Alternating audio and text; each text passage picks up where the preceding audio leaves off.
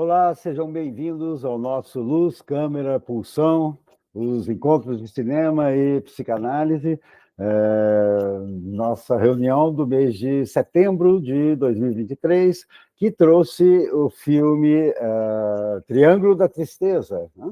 Esta produção norte-americana, sueca e britânica, que recebeu 2 indicações para o Oscar, levou 2 prêmios no Festival de Cannes esse ano de 2022, né? E que já estava sendo solicitado aí por vocês, pelos participantes aí desse nosso espaço, desse nosso projeto de pensar a cultura, pensar a psicanálise, pensar a psiquiatria, pensar a psicopatologia dos nossos tempos, né?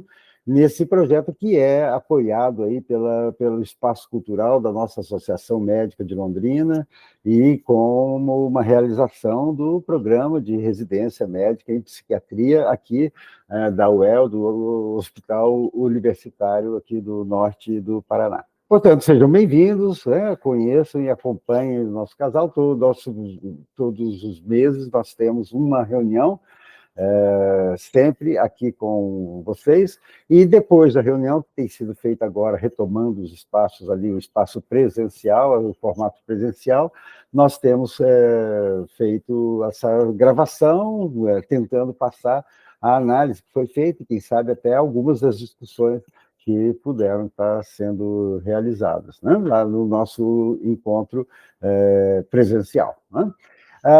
Esse filme, portanto, foi justamente o filme que nos chamou bastante aí a atenção pela crítica social, pela crítica cultural, pela crítica dos costumes, né, da nossa sociedade, do nosso tempo. O diretor é esse jovem, né, diretor aí, o Ruben Östlund, né? Que, como dissemos, já vem recebendo prêmios e reconhecimento bastante marcante aí, internacionalmente falando, né?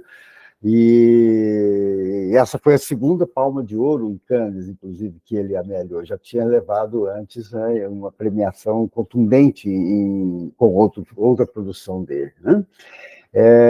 Apesar de bastante jovem, portanto, está aí um autor bastante a ser acompanhado. Esperamos que com este filme ele venha a ser mais divulgado, mais conhecido também aqui no nosso país, aqui no nosso meio cultural, né? O filme se passa aí, está o Ruben no meio do set de filmagem, com vários dos atores, né? E a nota de pesar, né, fica por conta da Shao Bidin, que é a atriz principal, junto ali com que protagoniza a top model, né, Yaya, junto com o seu parceiro, com o seu namorado Carl. E essa atriz ela veio a falecer logo após as filmagens, teve um problema de septicemia, né, e uma infecção muito grave, e faleceu na cidade de Nova York. Ela é natural da cidade do Cabo, vivia entre New York City e a cidade do Cabo, né, e Cape Town, e veio a falecer em Nova York logo após as filmagens, antes mesmo do lançamento do filme. Fica a nossa nota de pesar, né?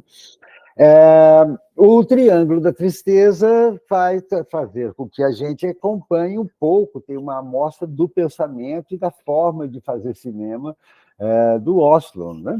E, como dissemos, como ele traz uma crítica bastante contundente, bastante sarcástica, bastante mordaz, né?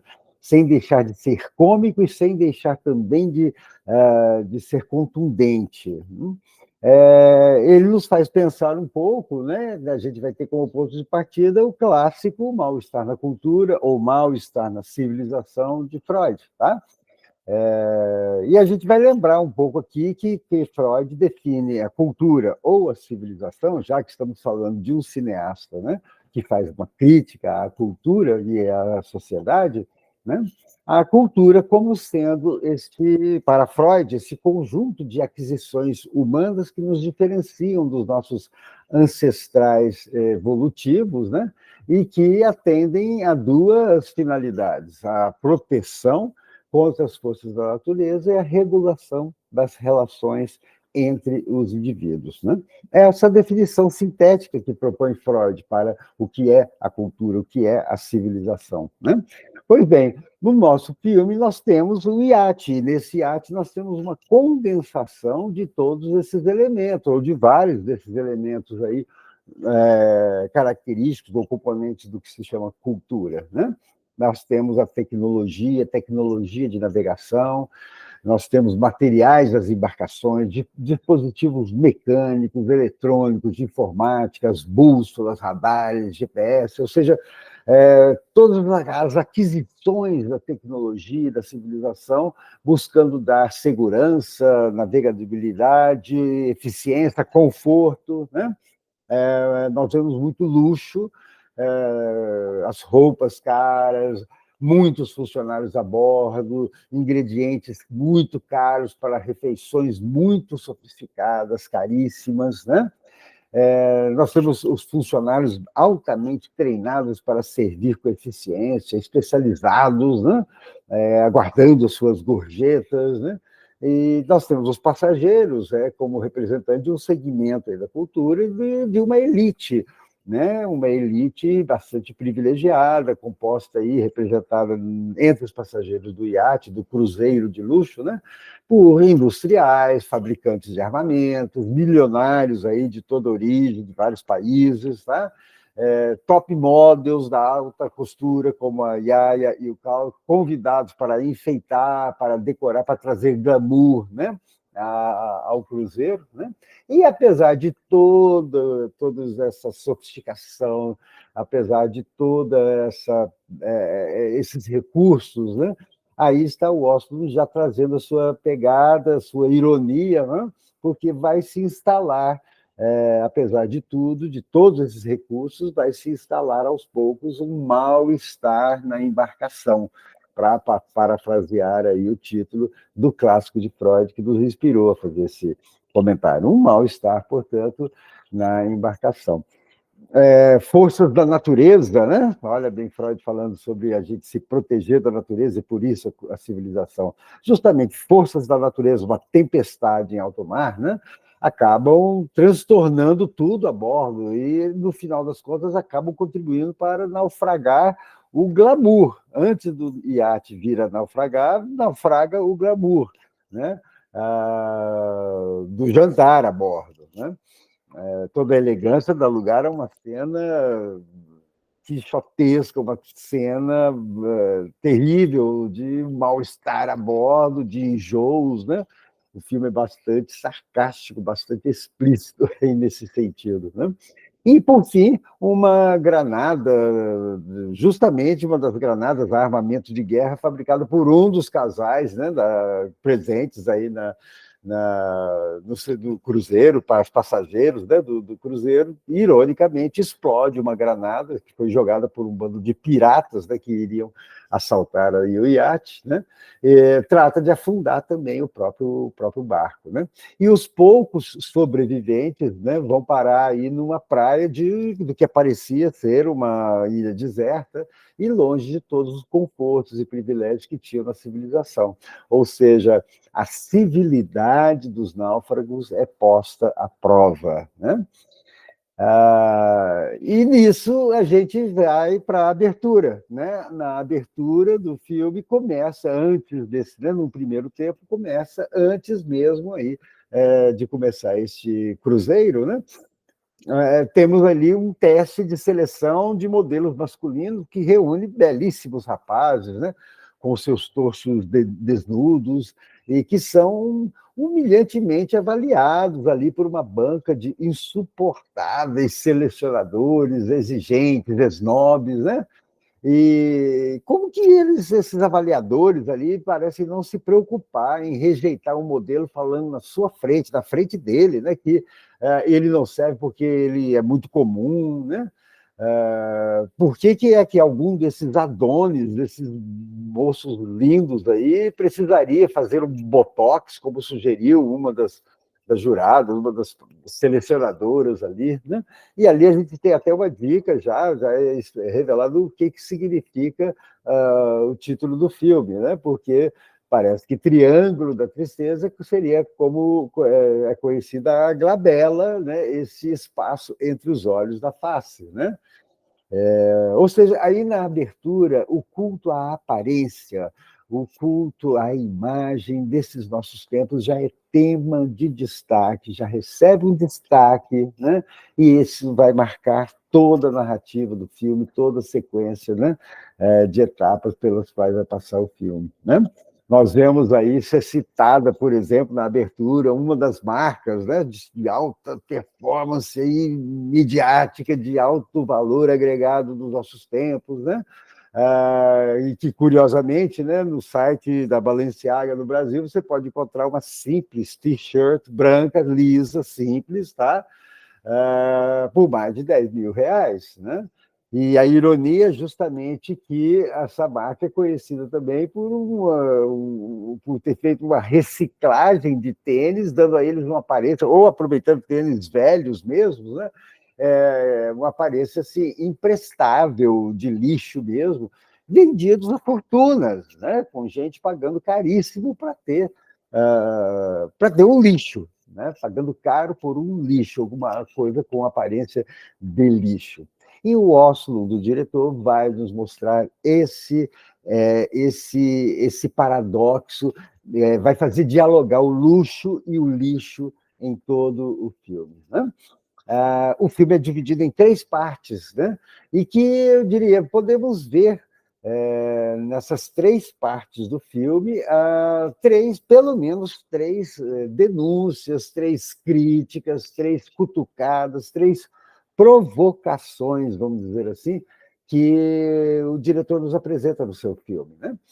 Que são denúncias ao nosso tempo, a aspectos da nossa sociedade, da nossa cultura, os nossos valores, as denúncias que a gravidade não é atenuada pelo tom jocoso, cômico, sarcástico, né? Com que o diretor leva à frente o seu roteiro. Até pelo contrário, é justamente ali que a gente percebe, nesse jocoso, sarcástico, nesse exagero, que a gente vem a perceber justamente a mão pesada de uma crítica para nos fazer pensar, né? Vamos lá, vamos seguir as 3 partes do filme, brevemente, apenas uma simples aqui. Vocês certamente tiveram as suas reflexões, as suas formas de pensar, tiveram as suas associações, poderão contribuir, né, colocando depois, enviando para a gente, colocando aí nos comentários também as observações que vocês tiveram, as associações a respeito do filme, né? Vamos lá. Na primeira parte é intitulada Yaya e Cal, é o nome do casal, né? Lindos, jovens, né? Eles formam um casal de personagens centrais na trama e que tem, na verdade, apesar de lindos e jovens de estarem juntos, eles têm uma relação, nitidamente, uma relação de aparência, né? Parece que até que ele gosta mais dela do que o contrário, né? Ela, bastante dada a essa coisa da imagem, da aparência, vive pendurada nas redes sociais, ali postando fotos, né? Que ela posta a todo momento, né? E aí é curioso, né? Porque ela posta e ela posa para as suas postagens, por exemplo, como se estivesse comendo um imenso prato de espaguete hipercalórico, né? Mas é só na aparência, é só para bater a foto, ela despreza o espaguete, né? E a gente vê aí que modelos influencers, né, nunca vão posar comendo salada de agrião, porque salada de agrião não provocaria inveja em ninguém, né? E, apesar do filme dizer que ela ganhava mais do que ele, a Yaya tem uma atitude bastante pilantra, tá? Não resiste a querer sempre passar a perna no seu próprio namorado, dar um migué, como se diz ali, na hora de pagar a conta, né? É engraçado que o Cal está a ponto de surtar, né? Mas ele acaba afrouxando, ele não consegue sustentar seu questionamento, ele tenta questionar ela o que era aquilo, por que ela fingiu que não tinha visto a conta, e o cartão dela não passa, né? e ele acaba afrouxando, né? E ainda quer assumir onipotentemente ali o desafio de conquistar, eu vou fazer você se apaixonar por mim, né? E, enquanto isso, ela é justamente o contrário, ela é a rainha do cinismo, a rainha ali da negação, o seu joguinho é inverter a realidade, deslocar o questionamento do namorado, tenta fazer com que ele, né, estivesse falando egoisticamente de uma questão de dinheiro, como se o mesquinho ali fosse ele, tá? Esse é o tom do cinismo que vai abundar muito no filme, neste Triângulo da Tristeza, em todo o filme, nas linhas e nas entrelinhas, né? E o Cal, infantilmente, não se dá conta do seu próprio narcisismo, quer conquistá-la de qualquer forma, enquanto ela, na verdade, até se diverte quando ela vê que está provocando ciúme, que ele está ficando com ciúmes, né, do funcionário, lá do marinheiro, lá no iate, né, na segunda parte do filme, né? E isso é engraçado que depois vai virar, porque vai ser ela que vai se arder de ciúmes, de se corroer em ciúmes, vendo, né, a camareira lá, Abigail, né, ficar com o seu namorado e ganhá-lo, né, vamos dizer assim, na segunda parte do filme, né?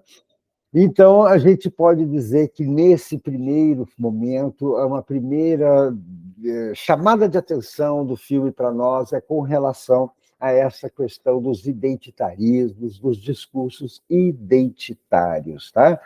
E eu diria assim que o filme nos convida a pensar que, nesse atual estado de coisas, governados que nós estamos aí pelo politicamente correto, pela cultura de cancelamento, parece que a gente se esquece que pertencer a uma categoria como homem, mulher, cis, trans, negro, branco, mulato, homo, heteroafetivo, tá? Nenhuma dessas bolhas identitárias, nenhuma dessas identidades vacina qualquer um de nós quanto a possibilidade de sermos canalhas. Tá?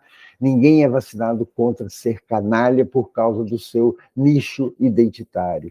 E pior ainda, essas bandeiras identitárias são excelentes cantos de sereia, né? Que agregam, que aglutinam as massas para a sedução, para a captura, para serem conduzidos aí, né, por lideranças bastante questionáveis, para dizer o mínimo. Né? Ou seja, o recado do Oslo, desde esse primeiro momento, é muito claro. Ninguém é santo. A gente viu isso lá no desfile, aquela disputa das cadeiras, né, do primeiro lugar ali junto à passarela, enquanto, ironicamente, lá no fundo da passarela ficava assim, everyone's equal now, todo mundo agora é igual, né? Quando, na verdade, estava mostrando outra coisa, né? Entre funcionários, entre trabalhadores, por exemplo, os tripulantes do iate estavam ali em dois níveis nítidos, tá? Os de cima, em uniformes náuticos belíssimos, estavam ali esperando gordas, gorjetas, tinham contato direto, né, com os passageiros, né, no glamour ali daquele momento. E no porão, no andar de baixo, os funcionários menos qualificados, né, faxineiras, camareiras, ficam ali nos seus uniformes cinzentos, feios, em ambientes escuros, longe do sol, né? Aquele angelical casal de idosos extremamente cordiais e refinados à mesa, na verdade, são milionários que enriqueceram às custas da indústria de armamento para a guerra, e eles abusam de eufemismos para se referir ao que fazem. Né? Eles não são, o que eles fabricam não são granadas assassinas, mas produtos de engenharia de alta precisão. Né? Não são armas para morte e destruição em massa, mas para manutenção da democracia no mundo inteiro. É um cinismo abjeto, hediondo, né? Porque a abordagem desse tema importantíssimo, esse tema bastante sensível, que é sobre o empoderamento, igualdade de oportunidades sociais, de gênero, de categoria trabalhista, de etnia, né? Sobre as guerras, né? Sobre as fúrias com que as nações aí se entregam às carnificinas, né? Em todo o planeta, em toda a história da humanidade. Essa crítica é, ao mesmo tempo, cômica e constrangedora, justamente pelo aspecto como faz a gente refletir, sim, né? E tem uma pegada muito interessante aí nesse aspecto, tá? Vamos para a segunda parte, é o iate, é chamada, né? O segundo capítulo aí é chamado de o iate, e o que a gente vê ali no iate são funcionários, né? Como dissemos, elegantes, né? Bonitos, proibidos de dizer não aos passageiros milionários. Ora, isso nos faz pensar em psicanálise e no princípio de prazer. Então, nós estamos ali diante de uma proposta, de um contexto, de um conjunto, né? De soluções, de proposições, no qual o princípio de prazer seria o único que impera, né? E sem limites. Tá?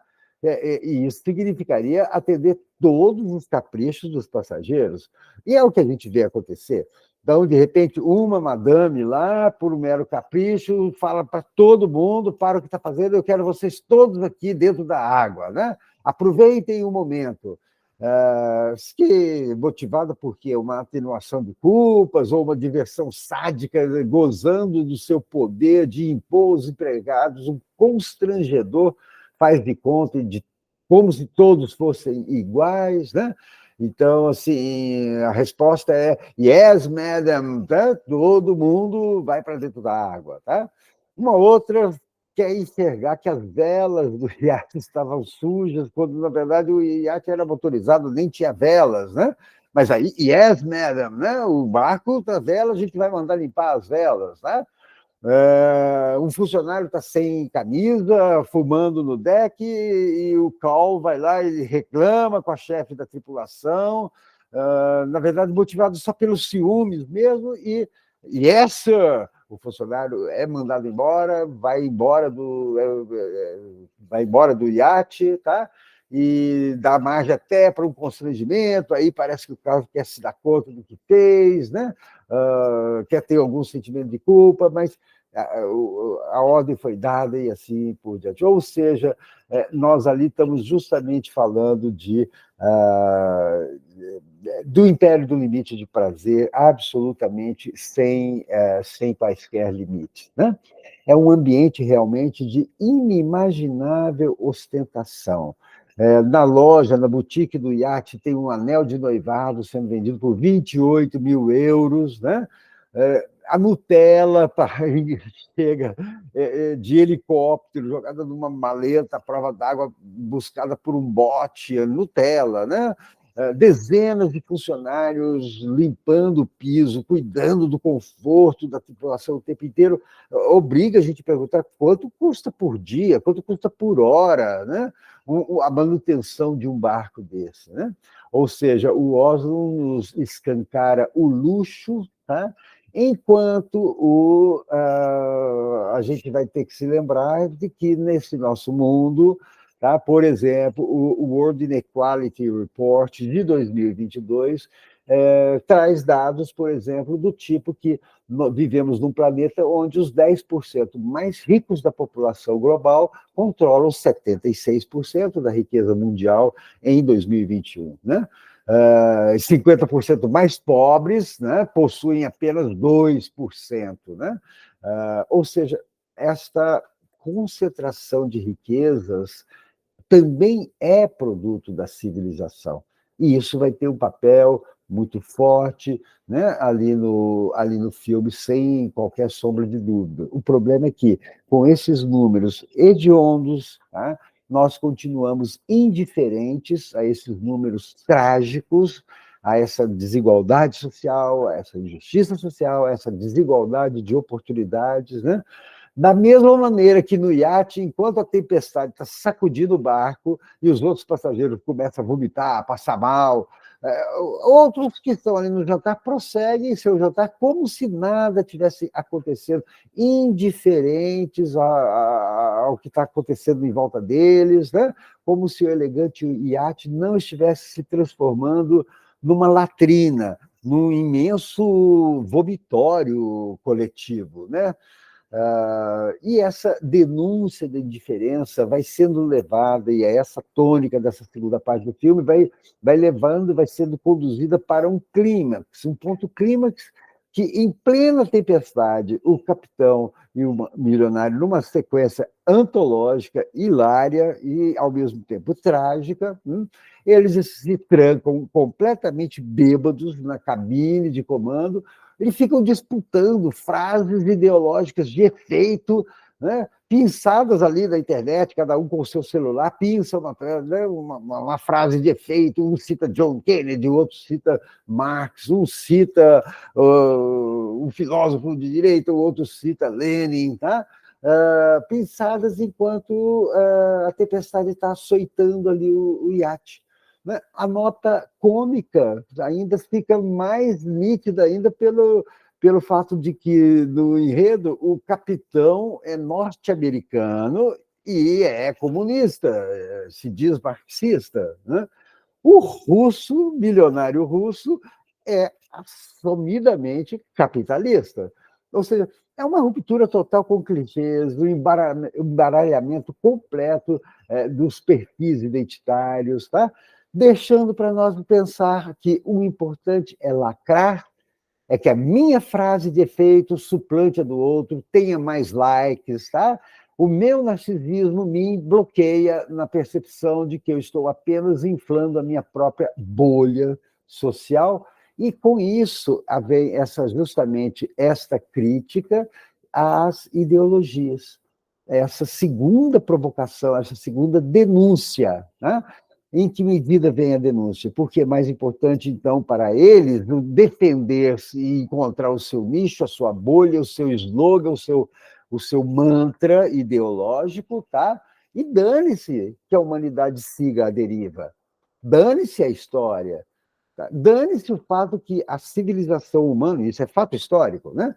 No planeta Terra, historicamente, ainda está devendo uma fórmula que, para uma estruturação social, econômica, política, que consiga conciliar vigor democrático com igualdade de oportunidade e justiça social. Nenhum sistema ideológico, nenhuma ideologia conseguiu produzir isso na história da humanidade. E há razões para isso, né? Bastante freudianas, inclusive, entre tantas, né? Mas o importante é que a minha crença ideológica prevaleça, que do alto da minha elevada e impenetrável convicção de que sou eu o detentor da única verdade, do bem supremo, eu que estou do lado certo da verdade, eu que estou do lado moralmente correto da história, tá? Eu concedo ao outro, ao que pensa diferente de mim, apenas uma de duas opções: ou se converta à minha ideologia ou desapareça, tá? Então, quer dizer, nesse sentido, poderíamos dizer que ideologia, desse tipo de captura, de utilização, né, de apropriação, ideologia não passa de uma justificativa racional para eu explicar por que eu sou palmeirense, ou corintiano, ou flamenguista, ou vascaíno. Freud já nos alertava sobre essas ilusões ideológicas, tanto da psicologia individual como das massas. Né? E seguimos, caminhando agora para o final, a terceira parte, né, que é a chamada de A Ilha, que é depois do naufrágio, poucos sobreviventes, né, vão parar justamente numa ilha, e, ironicamente, o barco foi afundado, como a gente comentou, pela granada de um dos milionários, que parece que morre porque ele desaparece, estourou na bomba da mulher lá, que era justamente a fabricante, né, o casalzinho lá, fabricante de armamentos. Né? Ela reconheceu a granada que era dela. Né? E o Oslo, nessa hora, ele nos propõe um exercício muito interessante, né? Que como seria se tudo agora, com o naufrágio da embarcação, se tudo começasse do zero, se as diferenças e desigualdades tivessem desaparecido junto com o iate, né? Como se fosse ali uma miniatura dessa temática, vamos dizer assim, pós-apocalíptica, né? Futurista, que já tão explorada também na literatura e no cinema. Né? Então, numa virada assim, muito inteligente da narrativa, nessa terceira parte, o diretor e o roteirista zeram o tabuleiro, tá? Eles embaralham as cartas novamente e redistribuem os papéis. E as relações de poder não mais são a partir da grana, da posição social, da beleza ou da juventude. né, que até então reinavam ali no barco. Eles estão sem comida, sem água, numa situação de privação que atiça os instintos mais primitivos e animais, dificulta, né, a renúncia pulsional, que é a marca fundadora da civilização. E os passageiros tão elegantes ali no iate vão se transformando, o filme vai mostrando eles assim embrutecidos, sujos, desgrenhados, como que homens das cavernas, né? Até pinturas rupestres começam a aparecer na tela. Uma jogada muito inteligente, muito perspicaz aí do Oslo, né? E não fica nisso, porque agora quem vai mandar é quem sabe pescar, cozinhar e preparar alimento, prover alimento. Tá? E quem assume essa posição de poder é a camareira filipina Abigail. Camareira lá no barco, mas aqui ela vem para salvar o bando de criançonas que não conseguem nem tomar conta de uma fogueira, que não resiste à tentação de roubar um biscoito que seria para todos, né? Ela vem e organiza as funções necessárias, ela provê alimento para que ninguém passe fome, tá?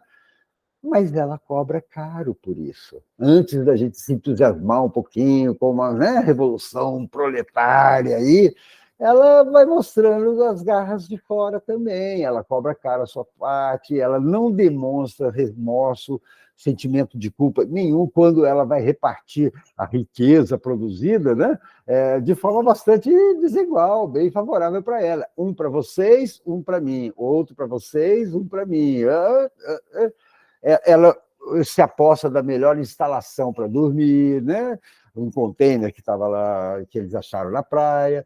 Ela se aposta do corpo do Cal, vai, a cobra como um pedágio do Cal para ela, para fazer companhia para ela e volta, né?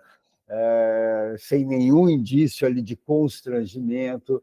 E, ironicamente, de novo, mais uma pegada sarcástica, porque a Yaya quer depois, ainda possível, parabenizar a Abigail, falando assim, com mais um desses clichês contemporâneos. Né? Você levantou um matriarcado, Abigail. Sim, sim. E estava ali a Abigail, mas no final do filme, prestes a eliminar a Yaya, justamente quando a Abigail sentiu que poderia estar em risco o poder que ela agora estava passando a desfrutar e usufruir e exercer ali naquela situação da ilha. Né? Então, muito cuidado aí com o uso desses clichês. Tá? A terceira denúncia, portanto, que aparece no filme são sobre as relações de poder.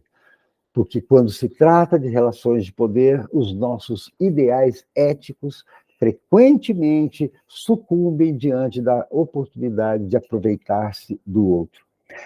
Freud já nos dizia isso. Né?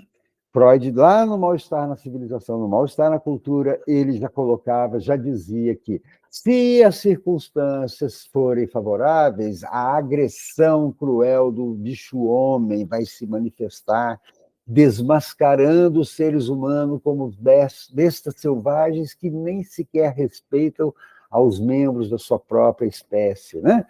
Tirando de nós, é a denúncia de Freud, qualquer ilusão com relação a sermos mansinhos, bondosos, a sociedade que corrompe, para Freud está dizendo que tem uma coisa também a se considerar no sentido contrário, tá? Porque o ser humano, uma vez que tenha a oportunidade, costuma, historicamente, não perder a oportunidade, né? De fazer do outro, de abusar do outro, de abusar dos corpos, do patrimônio, humilhar, causar dor, martirizar, assassinar o seu semelhante. Tá? O alerta freudiano e nos dá a impressão que o filme capta bem isso, captura bem, e as relações de poder, né, vão ser determinadas por quem tem o poder e não necessariamente por uma ética humana, uma ética inerente ao ser humano. Né? E com isso o filme caminha para o seu epílogo, e nós aqui fechando essa reflexão, né? A gente vai comentar assim que justamente assim, o Oslo ele acaba levantando essas questões muito complexas, né? Para as quais as nossas ideologias, as nossas utopias não encontraram ainda solução. E por isso o Oslo incomoda muito os portadores de clichês, tanto à esquerda como à direita, e do chamado espectro ideológico. Tá? E um ponto-chave é que todos nós somos suspeitos das nossas opiniões. Né? Se a gente quiser criticar, né, a nojeira ostensiva, escatológica das cenas de vômito do iate, Oslo, na verdade, com esse filme, perguntou, mas onde que vocês estavam que não sentiram asco no início do filme, com aquela bobajada que a gente é capaz de empreender em nome da arte ou do consumismo, né? Como jatos de tinta gosmenta jogados nos corpos ali para fazer uma produção artística dos corpos dos modelos, tá? E ali a gente não sentiu nojo, a gente admirou, aplaudiu. Como é que é ser isso, tá? A gente pode encarar, a gente pode pensar, a gente pode realmente embarcar num questionamento, ou a gente pode também ficar nas nuvens, tá? Agarradinhos nas nossas nuvens ideológicas, in den Wolken, como a mulher lá, né, que teve um problema neurológico, ela só conseguia falar nas nuvens, né? In den Wolken no alemão, né? Esses clichês desprendidos da realidade, das relações humanas, esses tempos de hipermodernidade, de capitalismo selvagem. O Oslo costuma chamar de capitalismo desregulado, e ele fala que ele mesmo se reconhece pertencente a uma elite, e traz umas críticas aí interessantes para a gente pensar. Se a gente encontrar aí, vocês encontrarem entrevistas que ele dá, tem uma coisa bacana aí para a gente poder pensar um pouquinho com o diretor, né? Ou seja, todos nós podemos resumir nossas preocupações a fazer ou não botox no nosso triângulo da tristeza, indiferentes às coisas da nossa volta. Né? Estamos num jantar elegante, alguém vomita na janela e eu continuo no meu jantar elegante. Tá? Fica, então, ali o final do filme caminhando de uma forma assim, bastante conhecido, parece, né, como sendo os finais assim, das narrativas modernas, né? Porque não deixa muito claro. A Abigail matou ou não matou a Yaya? Tá? Por que o Cal, a última cena do filme é o Cal correndo, desesperado, né, o rosto todo arranhado com os galhos, e ele correndo, desesperado, indo ali na direção de onde estaria a Yaya, e por que isso? Né? Na verdade, o que isso significa? Não há resposta, não há resposta. Né? Deixa em aberto, bem tipo das narrativas modernas. Mas, curiosamente, é assim que Freud também termina o seu clássico, O Mal-Estar na Cultura, quando ele vai falar sobre o embate, né, típico dos nossos tempos, da civilização, da cultura, né? O embate entre as pulsões de morte, Thanatos, e as pulsões de vida, Eros, esse embate eterno, esse luto de gladiadores, tá? Ele termina com uma pergunta, ele deixa em aberto, né? Quem pode prever o desenlace? Quem pode prever para onde vai esta nossa civilização, esse nosso planeta, esta nossa vida? Tá? É isso, gente. Esse foi o nosso triângulo, então, aí da tristeza, o nosso filme deste mês, tá? Que foi aí com o patrocínio, o apoio de muito, muito valor da nossa Associação Médica de Londrina, no seu espaço cultural AML, tá? E uma realização aí, fica o agradecimento, o registro aí dos nossos residentes da psiquiatria, né, que é uma atividade que começou com eles, com a residência, e que foi posteriormente aberta ao público, e nós, aos poucos, depois de termos passado todo o período aí fazendo online, estamos retomando o formato presencial. Esperamos poder ter um dia a estrutura para fazer novamente a transmissão simultânea, né? Fazer em formato híbrido, que é o ideal. Por isso que a gente pede desculpas aos que nos têm acompanhado, que são de outras cidades, que vivem em outras partes do nosso país, pessoas que participam do nosso grupo de estudo, né? e dos nossos encontros aí de cinema e psicanálise, que a gente também promove em outros espaços, fica um pedido de desculpas, mas estamos torcendo para a gente conseguir logo uma situação que nos permita ter uma transmissão online, ao vivo, de qualidade, tá bem? Fica aí o nosso convite, siga-nos, né? Nós temos aí este canal Luz, Câmera, Pulsão nas redes sociais, no Insta, no Face, tem um canal no YouTube, onde esse vídeo que subiu está aí disponível para vocês, na simplicidade da nossa falta de sofisticação, vamos dizer assim, de produção, mas fica aí dado o recado, com muito agradecimento, realmente, pela participação aí de vocês e por todas as sugestões que vocês... Continuem dando, tragam sugestões, tragam críticas, tá? E sigamos. No final agora de outubro, teremos de novo mais um encontro de cinema psicanálise com mais um filme, procurando pensar, né, freudianamente esses tempos aí que estamos vivendo. Tá? Freud, hoje, uma clínica para o nosso tempo, é o nosso trabalho. Obrigado a vocês, fiquem bem e até o nosso próximo Luz, Câmera, Pulsão. Um grande abraço, pessoal.